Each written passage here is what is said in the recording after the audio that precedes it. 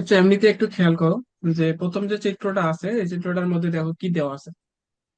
দেওয়া আছে কি একটা চিত্র আহ, দেওয়া আছে, এই চিত্রটার মধ্যে এখান থেকে এই যে এতটুকু হচ্ছে আমাদের বিচ্যুতির মান।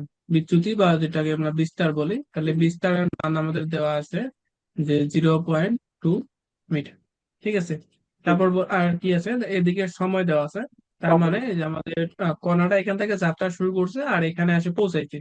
তার মানে এর মধ্যবর্তী যে সময়টা সেটা হচ্ছে আমাদের কি পর্যায়কাল। তাহলে এখান থেকে আমাদের এই যে এতটুকু যে সময়টা আছে সেটা হচ্ছে পর্যায়কাল। তাহলে আমাদের এখান থেকে পর্যায়কাল দেখতে পাচ্ছি যে 2 সেকেন্ড। তার মানে আমি এখান থেকে পর্যায়কালটা যেটা পাইলাম সেটা হচ্ছে আমাদের 2 সেকেন্ড। এগুলা এখান থেকে বলছে যে তরঙ্গের বিস্তার, বিস্তার, তারপর তরঙ্গ দৈর্ঘ্য, দোলন কাল, কম্পাঙ্ক এবং বেগের ভিতর কোন কোনটি বের করা সম্ভব সেগুলো বের করে দেখো। মানে যেগুলো বের করা সম্ভব সেগুলো আমাদেরকে বের করে দেখাতে বলছে। তার মানে আমাদের তরঙ্গটা পাইছি আর হচ্ছে পর্যায়কাল পাইছি। তো পর্যায়কাল যদি পাই তাহলে আমাদের কম্পাঙ্কটা বের করতে পারবো। তাহলে আমরা কম্পাঙ্ক সূত্র জানি যে f is equal to one by t অথবা t is equal to one by f. তাহলে এখানে টি এর মান আমরা পাইলাম মতো 2, তাহলে 1/2, তার মানে 0.5 হার্টজ। তাহলে আমাদের কম্পাঙ্কের মানও পেয়ে গেছি। আর বাকিগুলো কিন্তু বের করা সম্ভব না, তরঙ্গ দৈর্ঘ্য বের করা সম্ভব না, কারণ এখানে যদি এদিকে আমাদের কি তরঙ্গ দৈর্ঘ্যের যদি আমাদের ডাটা গুলো দেওয়া থাকতো তাহলে আমরা তরঙ্গ দৈর্ঘ্য পাইতাম, আর তরঙ্গ দৈর্ঘ্য পাইলে আমরা বেগের মানও ইজিলি বের করতে পারতাম। যেহেতু তরঙ্গ দৈর্ঘ্য নেই আর বেগের মানও পাইলাম না, তাহলে বেগের মান পাইলাম না আর তরঙ্গ দৈর্ঘ্যের মান পাইলাম না, আর বাকিগুলো কিন্তু কি পেয়ে গেলাম। তাহলে এটা ছিল প্রথম চিত্রের মধ্যে। তাহলে এখান থেকে আমাদের কি যেহেতুটুকু বিস্তারের মান দেওয়া আছে, তার মানে বিস্তার এর মান দেওয়া আছে এখানে 0.1 মিটার। ঠিক আছে। তাহলে এই যে প্রথম চিত্রে, তাহলে এদিকে আমাদের দূরত্ব দেওয়া আছে। তাহলে তাহলে এখান থেকে একটা বিন্দু যাত্রা শুরু করে আবার কি এই বিন্দুতে এসে পৌঁছেছে, তাহলে এটা হচ্ছে আমাদের কি তরঙ্গ দৈর্ঘ্য। তার মানে এতটুকুর মান দেওয়া হচ্ছে 1 মিটার। তার মানে তরঙ্গ দৈর্ঘ্যের মান আছে 1 মিটার। তার মানে এখান থেকে আমরা ল্যামডার মানটা পেলাম হচ্ছে 1 মিটার। তাহলে আমরা এই টেবিল থেকে অর্থাৎ এই চিত্র থেকে এই দুটো ডাটা পেয়ে গেলাম। ঠিক আছে। এখন দেখা যাচ্ছে এই টেবিলে কি দেওয়া আছে। তো এখান থেকে এতটুকু আমাদের বিস্তার দেওয়া আছে, বিস্তার দেওয়া আছে 0.1। তার মানে এখানেও আমাদের এ এর মান হচ্ছে 0.1 মিটার। ঠিক আছে। তারপর দেখো এই যে এখান থেকে যাত্রা শুরু করছে আর এখানে এসে ঠেকছে।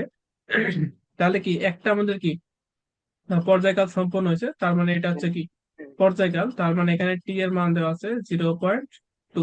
মানে এখানে কারণ কি এখানে আসলে আমাদের ঠেকছে, তাহলে 0.2, তাহলে 0.2 সেকেন্ড। তাহলে আমরা এখান থেকে তরঙ্গ দৈর্ঘ্য পাইলাম, তারপর বিস্তার পাইলাম আর হচ্ছে পর্যায়কাল পাইলাম। তাহলে পর্যায়কাল পাইলে আমরা কম্পাঙ্ক নির্ণয় করতে পারবো। তাহলে F is equal two 1/t। তাহলে 1/t এর মান হচ্ছে 0.2। তাহলে এখানে হচ্ছে 5 হার্টজ। তাহলে কম্পাঙ্কের মানও পেয়ে গেলাম। আর বাকি থাকে কি, বাকি থাকে হলো বেগ। এটা আমরা জানি বেগ ইকুয়াল টু এফ ল্যামডা। ঠিক আছে। এফ এর মান পেলাম কত, 5। তাহলে এফ এর মান 5 বসাইলাম আর এখানে তরঙ্গ দৈর্ঘ্য দেওয়া আছে 1। তার মানে এখানে 1 বসালাম, তাহলে 5 আর 1 গুণ করলে 5। তার মানে বেগ হচ্ছে আমাদের 5 মিটার পার সেকেন্ড। ঠিক আছে।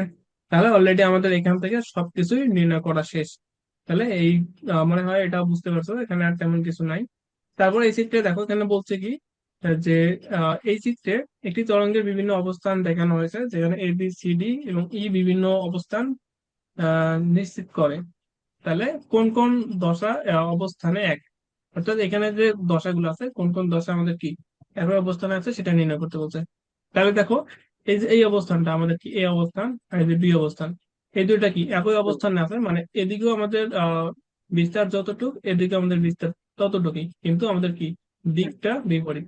এর জন্য মানে দশাটা বিপরীত। এটা হচ্ছে কি আহ তরঙ্গ দৈর্ঘ্য আর এটা কি তরঙ্গ পাত বলা হয়, এটা তরঙ্গ শীর্ষ, এটা হচ্ছে আমাদের তরঙ্গ পাত। আর এখানে দেখো তাই বলা আছে এ এবং বি তে তরঙ্গের মান সমান হলো দশা বিপরীত। ঠিক আছে। তারপর দেখো এখানে দেখো এই যে এর যে যেটা আর এই যে সি এর যে দশা দুইটা কিন্তু সেম আছে। আমরা এখানে বলতে পারি এ এবং সি এর দশাও এক এবং তরঙ্গের মানও এক। ঠিক আছে। তারপর ডি এবং ই তে মান সমান হলো দশা এক নয়। তাহলে এই যে ডি তেও আমাদের যা মান, ই তেও তা মান, কিন্তু আমাদের কি দশা এক নয়। এটা হলো নিচের দিকে যাচ্ছে, এটা কি উপর দিকে যাচ্ছে, অর্থাৎ এই দশা দুটো এক নয়। তো এগুলো তেমন সিম্পল জিনিস, এখানে কঠিন তেমন কিছু নাই। তারপর হচ্ছে শব্দ তরঙ্গ। শব্দ তরঙ্গ বলতে এখানে কি বোঝাচ্ছে, যে শব্দ তরঙ্গ তৈরি করতে তার একটি উৎসের দরকার, সেটাকে প্রবাহিত করার জন্য একটি মাধ্যমের দরকার, এবং সেই মাধ্যম শব্দ গ্রহণ করার জন্য কোনো এক ধরনের রিসিভার দরকার। আমাদের চারপাশে অসংখ্য শব্দের উৎস রয়েছে, আহ অবশ্যই সবচেয়ে পরিচিত উৎস হলো আমাদের কণ্ঠ। তো এইগুলো তেমন কিছু নাই। তো এটা বলছে কি দেখো, যে যে ভোকাল কর্ড আছে, আমরা তার ভেতর দিয়ে বাতাস বের করার সময় যে কম্পন সৃষ্টি হয় সেটি দিয়ে শব্দ তৈরি হয়। কথা বলার সময় আমরা যদি গলা স্পর্শ করি তাহলে আমরা সেই কম্পন অনুভব করবো। অর্থাৎ এখানে বলছে কি যে মানুষের গলার ভেতরে, আমি কথা বলতেছি, এখানে দুটা ভোকাল কর্ড আছে। আমরা যখন কথা বলি, ফুসফুস থেকে যখন বাতাসটা বের হয়ে আসে, এই বাতাসটা আমাদের ভোকাল কর্ডে বাজে। এই ভোকাল কর্ডে লাগার ফলে এই যে ভোকাল কর্ডটা কম্পন করে। যেহেতু কম্পন করে সেখান থেকে কি আমাদের শব্দ উৎপন্ন হয়। তার মানে আমাদের যে শব্দ আমরা বলতেছি, যে আমি বলতেছি তুমি শুনতে পাচ্ছ, তাহলে এটা কি এখানে একটা তরঙ্গের কাজ আছে, যেটা আমরা কি এটাকে বলা আছে শব্দ তরঙ্গ। তারপর এখান থেকে একটা প্রশ্ন লেখো এখানে, যে একটা প্রশ্ন লিখে রাখো যে পুরুষের গলার স্বর মোটা, নারীর স্বর তীক্ষ্ণ কেন? তো একটু আগে যেটা বললাম যে মানুষ যখন কথা বলে তার ভোকাল কর্ডের কম্পন হয়, কম্পনের ফলে শব্দ উৎপন্ন হয়। পুরুষ মানুষের ক্ষেত্রে হয় কি, যে এই যে ভোকাল কর্ড গুলা আছে, ভোকাল কর্ড গুলা বয়স বাড়ার সাথে সাথে সেটা শক্ত হয়ে যায়। যেহেতু ভোকাল কর্ডটা শক্ত হয়ে যায়, তখন আমাদের যে গলার যে স্বরটা আছে স্বরটা একটু মোটা হয়ে যায়। ঠিক আছে। কিন্তু নারীদের জন্য যে ভোকাল কর্ড যেটা থাকে, ভোকাল কর্ডটা শক্ত হয় না, সেটা কি নরমে থেকে যায়। এর জন্য তাদের কণ্ঠস্বর অনেক তীক্ষ্ণ হয়। তো এখানে ওই জিনিস, একই জিনিস বলা আছে আমি যেটা বললাম, তুমি এটা চাইলে ভালো করে একটু দেখে নিও। তারপর এখানে যে বিভিন্ন উপায় আমরা শব্দ উৎপন্ন করতে পারি সেই জিনিসগুলো এখানে দেওয়া আছে, ওগুলো আমি করলে পারবা। তো এখানে একটা জিনিস খেয়াল করো যে কি বলছে। দেখো এখানে বলছে কি যে কম্পন দিয়ে শব্দ তৈরি করার পর সেটিকে এক জায়গা থেকে অন্য জায়গায় প্রবাহিত করার জন্য একটি মাধ্যমের দরকার হয়। তরল কিংবা কঠিন পদার্থের ভেতর দিয়েও শব্দ প্রবাহিত করা যায়, কিন্তু আমরা বাতাসের মাধ্যমে শব্দ শুনে অভ্যস্ত। অর্থাৎ আমাদের যে আমাদের কথা বলি সেই কথাটা এক জায়গা থেকে আরেক জায়গায় যাওয়ার জন্য অবশ্যই একটা মাধ্যমের প্রয়োজন হবে। মাধ্যম ছাড়া যে শব্দ যেতে পারে না, এটি দেখার জন্য ল্যাবরেটরিতে চিত্রে দেখানো উপায়ে একটি জারের মধ্যে একটি কলিং বেল রেখে সেটিকে বাইরে থেকে বিদ্যুৎ সরবরাহ করে বাজানো যেতে পারে। অর্থাৎ এটা একটা পরীক্ষা। পরীক্ষাটা কিরকম, যে একটু আগেই বললাম যে শব্দ মাধ্যম ছাড়া শব্দ প্রবাহিত হতে পারে না। তো এখন তুমি যদি আহ, বলো যে কিসের জন্য হতে পারে না, একটা ব্যাখ্যা দেন। তাহলে ব্যাখ্যাটা কি রকম, আমরা প্রথমে এরকম একটা জার নিলাম, যাওয়ার পর এখানে মনে করি এখানে একটা কলিং বেল দেওয়া আছে, এই কলিং বেলের বাইরে একটা ইলেকট্রিক একটা ব্যবস্থা আছে, এই ইলেকট্রিক ব্যবস্থার মাধ্যমে কলিং বেলটা কি আমরা বাজারে পাবো। তো প্রথম অবস্থায় এই যে বেলটা আছে, এই বেলের ভেতরে বায়ু দ্বারা পূর্ণ আছে। তাহলে আমরা এই ইলেকট্রিকের সাহায্যে যদি আমরা শব্দ উৎপন্ন করি, তাহলে এই শব্দটা কি আমরা বাইরে দিয়ে শুনতে পাবো, যেহেতু এখানে কি বাতাস আছে। কিন্তু আমরা যদি আস্তে আস্তে এখান থেকে কোনো উপায়ে বাতাসটা যদি বের করে নেই, আস্তে আস্তে যদি বাতাসটা বের করে নেই, তারপর যদি আমরা কলিং বেল বাজাই, আমরা বাইরে থেকে শুনতে পাবো না। কেন শুনতে পাবো না? কারণ হলো এখানে কোনো বায়ু নেই। অর্থাৎ এই যে আমাদের যে তরঙ্গটা উৎপন্ন হয়েছে সেই তরঙ্গটা চলার জন্য কোনো মাধ্যম নেই। এই মাধ্যম না হওয়ার ফলে আমরা এখান থেকে কোনো শব্দ শুনতে পাবো না। ঠিক আছে। এটা পরীক্ষা আসতে পারে, একটু চিত্রটা আঁকা ট্রাই করিও। আর এমনিতে যতটুকু যেভাবে বললাম সেভাবে লিখো, এখান থেকে একটু করলে বাকিটুকু বুঝতে পারবো। তারপর এখানে একটা জিনিস দেখো, যে আমরা আমাদের কান দিয়ে শব্দ শুনতে পাই। শব্দের কম্পাঙ্ক যদি 20 হার্টজ থেকে 20,000 হার্টজ এর মাঝখানে থাকে, তাহলে সেই শব্দ শোনা যায়। অর্থাৎ আমাদের যে শ্রবণের যে কি বলবো এটা পাল্লা বলা হয়, শ্রবণ পাল্লা, সেটা হচ্ছে 20 হার্টজ থেকে 20,000 হার্টজ পর্যন্ত। অর্থাৎ আমাদের যদি একটা শব্দ উৎপন্ন হয় যেটা যদি 19 হার্টজ হয়, অথবা আহ 20,000 20,001 হার্টজ হয়, তাহলে এই শব্দ আমরা শুনতে পাবো না। আবার এই শব্দকে আমরা শুনতে পাবো না। অর্থাৎ আমাদের এই 20 থেকে 20,000 হার্টজ এর মধ্যে যদি কোনো একটা শব্দ উৎপন্ন হয়, সেই শব্দগুলো আমরা কি শুনতে পাবো। এর বেশি হলেও শুনতে পাবো না, আর এর কম হলেও কি আমরা শুনতে পাবো না। ঠিক আছে, এটা এমসিকিউর জন্য আসতে পারে, বই এটা মার্ক করে নাও। তবে এখানে কি বলছে, যে তবে কোনো হেডফোন, কানে হেডফোন লাগিয়ে অবিরত গান শুনে কিংবা প্রচন্ড শব্দ দূষণে থাকলে অনেক সময় শোনার ক্ষমতা কমে যায়। অর্থাৎ এটা আছে স্বাভাবিক মানুষের জন্য 20 হার্জ থেকে 20,000 হার্জ। কিন্তু মনে করো তুমি যদি অনেকদিন হেডফোন লাগিয়ে কথা শোনো, আহ, গান শোনো, আবার মনে করো অনেক জোরে যদি সাউন্ড ব্যবহার করো, তাহলে তোমার এই যে শ্রবণের যে ক্ষমতাটা আছে সেটা আস্তে আস্তে কমে যাবে। অর্থাৎ এই 20 হার্জ এর নিচে নেমে আসবে। এরপর এই লাইনটা মার্ক করো যে শব্দের কম্পাঙ্ক 20 হার্জ থেকে কম হলে সেটিকে বলা হয় শব্দের বা ইনফ্রাসাউন্ড। এবং 20,000, অর্থাৎ এখানে 20 কে, অর্থাৎ 20 কিলো হার্টজ থেকে বেশি হলে সেটাকে শব্দতর বা আল্ট্রাসাউন্ড বলে। তাহলে 20-এর যদি কম হয় তাহলে হচ্ছে ইনফ্রাসাউন্ড, আর যদি 20 কিলো হার্টজ যদি বেশি হয় তাহলে সেটাকে বলা হয় শব্দতর আর হচ্ছে আল্ট্রাসাউন্ড। তারপর দেখো এখানে কি বলছে, যে 20 হার্টজ থেকে কম কিংবা 20 কিলো হার্টজ থেকে বেশি কম্পাঙ্ক তৈরি করা হলে সেটি বাতাসে যে আলোড়ন সৃষ্টি করে তা আমরা শুনতে পাই না। এ ধরনের শব্দের অস্তিত্ব হলে আমরা বিশেষ ধরনের মাইক্রোফোন বা রিসিভার ব্যবহার করতে পারি। এখানে একটা লাইন মার্ক করে রাখতে পারো যে অনেক সময় পশু পাখি কম্পাঙ্কের শব্দ শুনতে পায়। আমরা কি 20 হার্জের নিচে শব্দ শুনতে পাই না, কিন্তু পশু পাখি আছে যারা কি 20 হার্জের কম কম্পাঙ্কেরও শব্দ তারা শুনতে পায়। ভূমিকম্পের ঠিক আগে এই ধরনের কম কম্পাঙ্কের যে শব্দ তৈরি হয়, অনেক সময় পশু পাখি সেই শব্দ শুনে আতঙ্কে ছোটাছুটি করেছে বলে জানা গেছে। অর্থাৎ আমাদের যে পশু পাখিগুলো আছে, গরু ছাগল আছে, তারা কি এই 20 হার্টজের যে কম কম্পাঙ্কের শব্দগুলো তারা শুনতে পায়। এর জন্য আমাদের যখন ভূমিকম্প হয় তখন তো আমাদের কি খুব কম্পাঙ্কের একটা শব্দ উৎপন্ন হয়, সেই শব্দগুলো আমরা শুনতে পাই না, কিন্তু সেগুলো কি গরু এবং মনে করো যে অন্যান্য যে পশু পাখি আছে তারা কি শুনতে পারে। তারপর দেখো এখানে বলছে কি শব্দ তরঙ্গের বৈচিত্র্য। শব্দ একটি যান্ত্রিক তরঙ্গ, কারণ বস্তু কণার কম্পাঙ্কের ফলে শব্দ সৃষ্টি হয় এবং সেটি সঞ্চালনের জন্য একটি স্থিতিস্থাপক মাধ্যমের প্রয়োজন হয়। তো এখানে প্রশ্ন আসতে পারে যে শব্দ যান্ত্রিক তরঙ্গ কেন?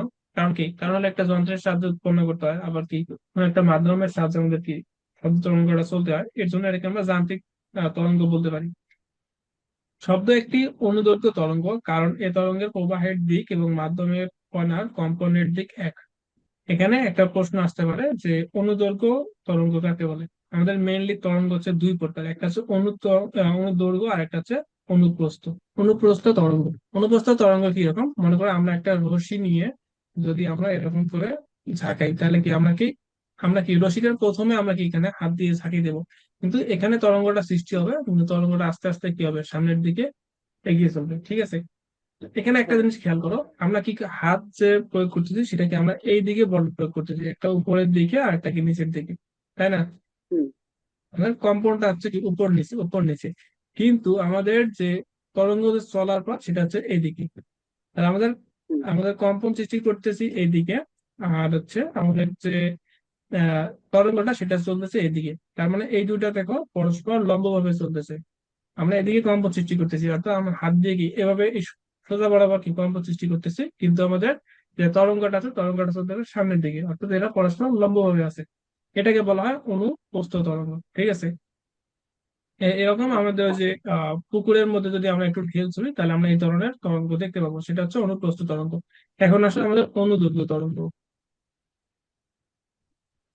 অনুদৈর্ঘ্য তরঙ্গটা কিরকম, মনে করো যে ওই যে মেয়েদের হাতের যে চুড়ি আছে না, এই কাঁচের বা প্লাস্টিকের যে চুড়িগুলা, মনে করো অনেক বিশাল বড় একটা চুড়ি আছে, এই চুড়িটাকে তুমি যদি এদিকে এরকম করে কি করো, একটু কম্পন করো সামনে মনে করো এভাবে নিয়ে গেলা, সামনে দিয়ে নিয়ে গেলা, তাহলে দেখবা যে এখানে কম্পন যেটা সৃষ্টি হয় এটা আস্তে আস্তে কি সামনের দিকে এগিয়ে চলতেছে।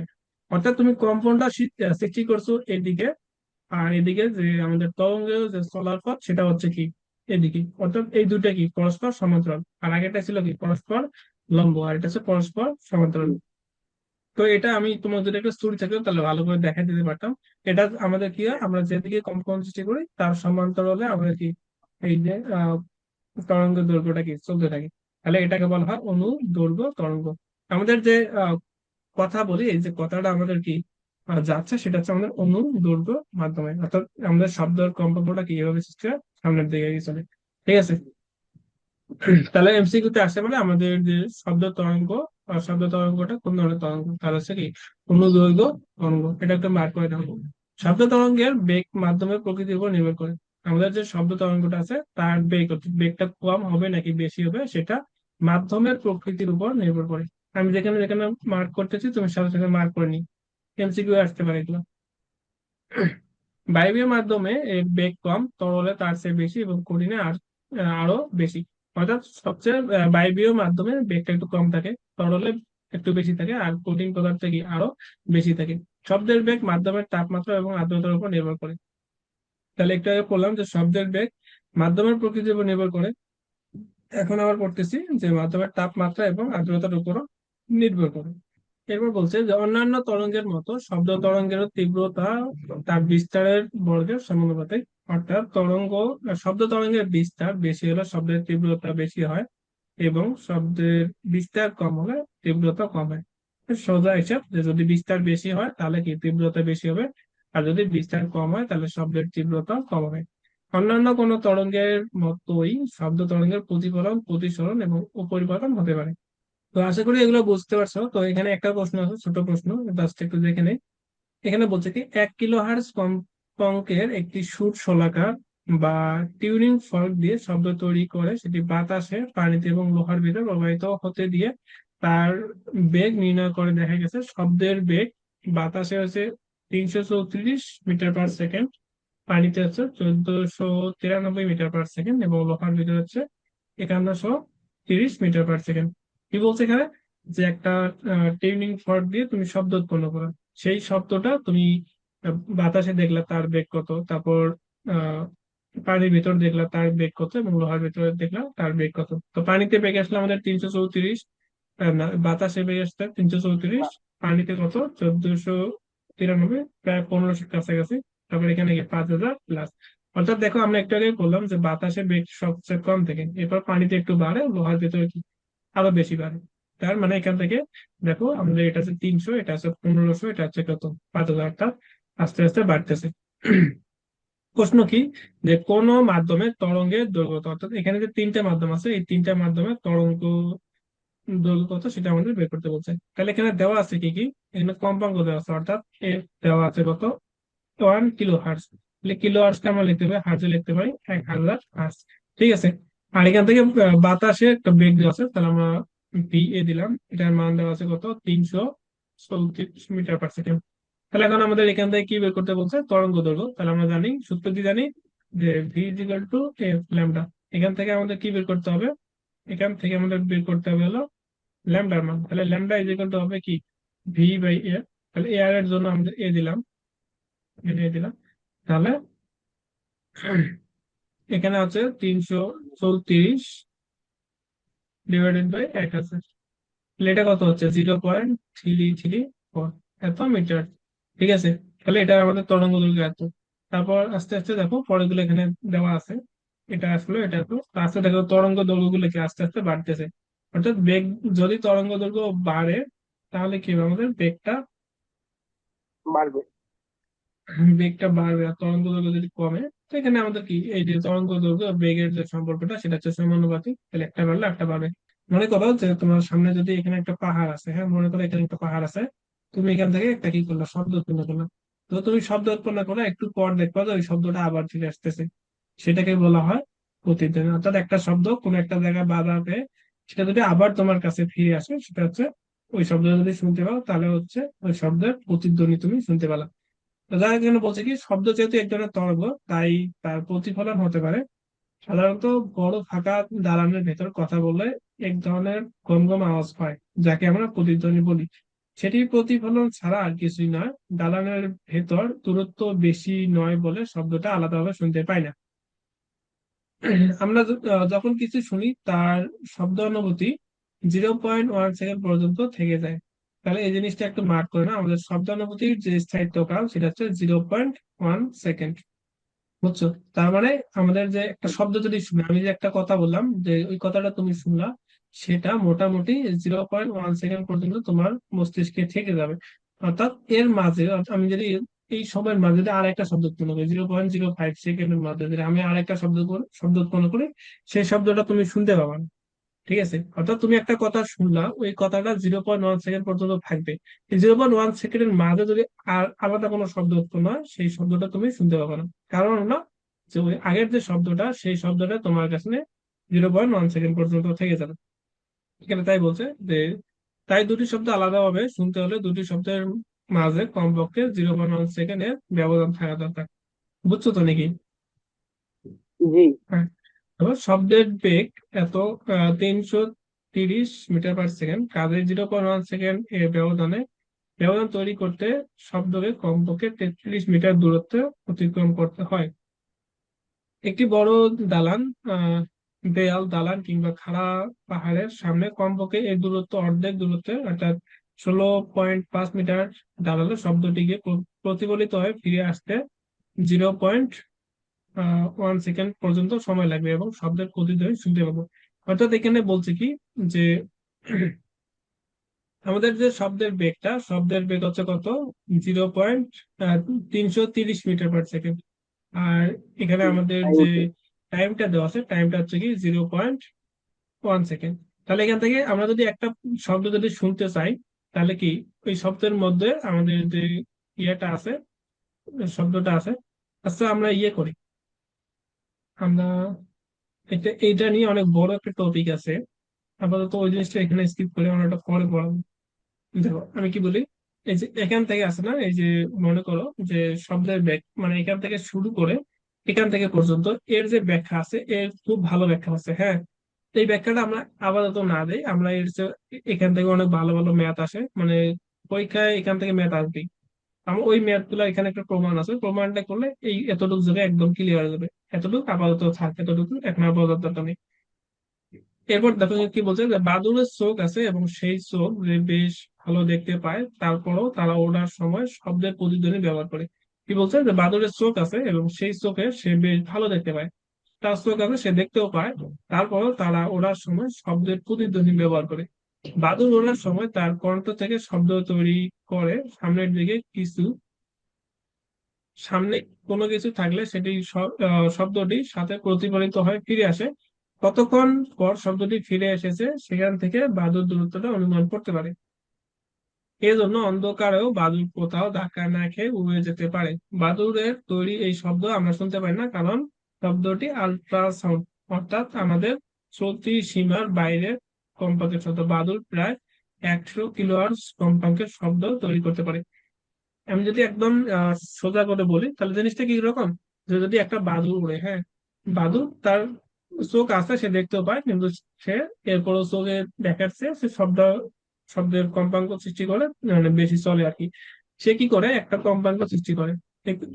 কম্পাঙ্কটা কিরকম, আমাদের শ্রুতি সীমার বাইরে, আমাদের শ্রুতি সীমা কত, 20 কিলোহার্টজ, কিন্তু সে 100 কিলোহার্টজ পর্যন্ত শব্দ উৎপন্ন করতে পারে। যেহেতু সে অনেক বেশি কম্পাঙ্কের শব্দ উৎপন্ন করে, এর জন্য আমরা মানুষ এই শব্দটা শুনতে পাই না। সে যখন একটা শব্দ উৎপন্ন করে, মনে করে এখানে একটা দেয়াল আছে, এই শব্দটা এখানে দেয়ালে গিয়ে লাগবে, এখান থেকে আবার প্রতিধ্বনি হয়, এখানে ফিরে আসবে।